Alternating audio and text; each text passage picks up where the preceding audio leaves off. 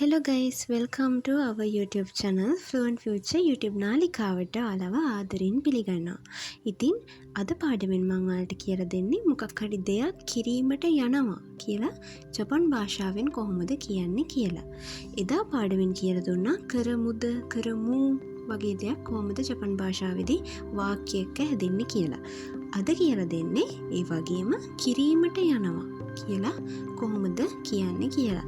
මේක හරිම සරල දෙයක්. එදා පාඩම වගේමයි. ඒ වගේම හරිම චූටි පාඩමක්. අපි බලමු කොහොමද වාක්‍ය හැදෙන්නේ කියලා. මේක හැදෙන්නේ හරිම සරල විදිහකට. එදා මම ඔයාලට පාඩමෙන් කියලා දුන්නා මෂෝකා, මසෙන්කා, මෂෝ වගේ වචන හැදෙන්නේ මස් ස්වරූපේ ඉවත් වෙලා කියලා. ඒ වගේම තමයි මේක හැදෙන්නේ මස් ස්වරූපේ ඉවත් වෙලා ඒ වෙනුවට නී ඉකිමස් එකතු වෙනවා. ඒ කියන්නේ ක්‍රියාපදයක තියෙන මස් ස්වරූපය අන්තිමට තියෙන මස් කියන අකුරු දෙක ඉවත් වෙලා ඒ වෙනුවට නී ඉකිමස් කිරීමට යනවා කියන වචනය එකතු වෙනවා. එහෙම තමයි ඒ වාක්‍යවලදී මේක පාවිච්චි වෙන්නේ. අපි බලමු කොහොමද වාක්‍ය හැදෙන්නේ කියලා. කෑමට යනවා. කෑමට යනවා කිව්වොත් කනවට අපි කියන්නේ තබෙමස්. ජපන් භාෂාවේදී කනවට අපි කියන්නේ තබෙමස්. එතකොට කනවා කියන එකේ තබෙමස් වල මස් ඉවත් වෙනවා. එතකොට ඉතුරු වෙන්නේ තබේ.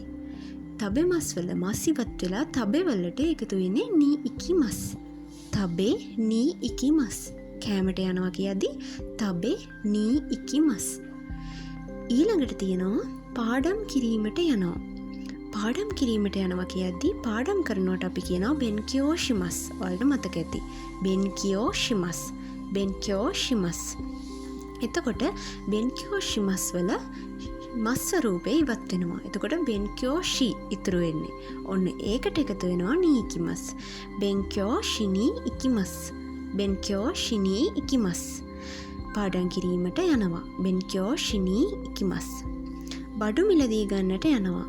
බඩු මිලදී ගන්නට අපි කියනවා කයිමොනොෂිමස්. කයිමොනොෂිමස්. එතකොට බඩු මිලදී ගැනීමට යනවා නම් මස් ස්වරූපේ ඉවත් වෙනවා කයිමොනොෂි නී ඉකිමස්. කයිමොනොෂිනී ඉකිමස්.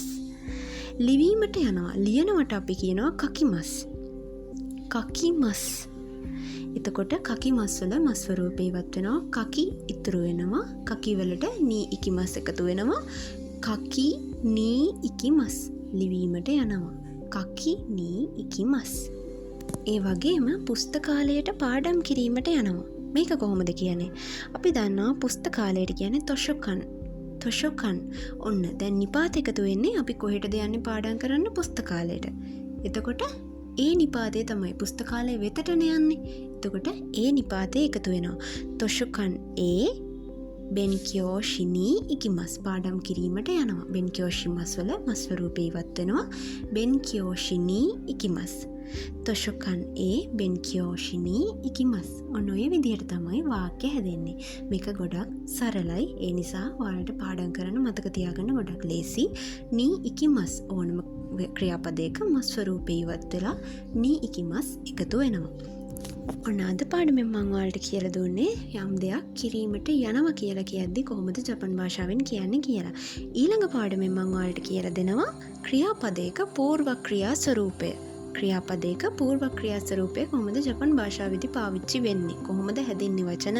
කොහොමද ක්‍රියාපදේ වෙනස් වෙන්නේ? මෙන්න මේ ටික මම ඔයාලට කියලා දෙනවා. ඒක නම් චුට්ටක් අමාරු පාඩමක්. ඒ නිසා ඒක අනිවාර්යෙන් බලන්න. මේකත් බලන්න. ඒ වගේම බලලා ලයික් කරන්න, කමෙන්ට් කරන්න, ෂෙයා කරන්න යාළුවන්ටත් ඉගෙන ගන්න. ඒ වගේම ආරාධනා කරනවා අපේ channel එක subscribe කරන්න කියලා. ඉතින් ඔබ සැමට සුබ දවසක්. සයොනාරා.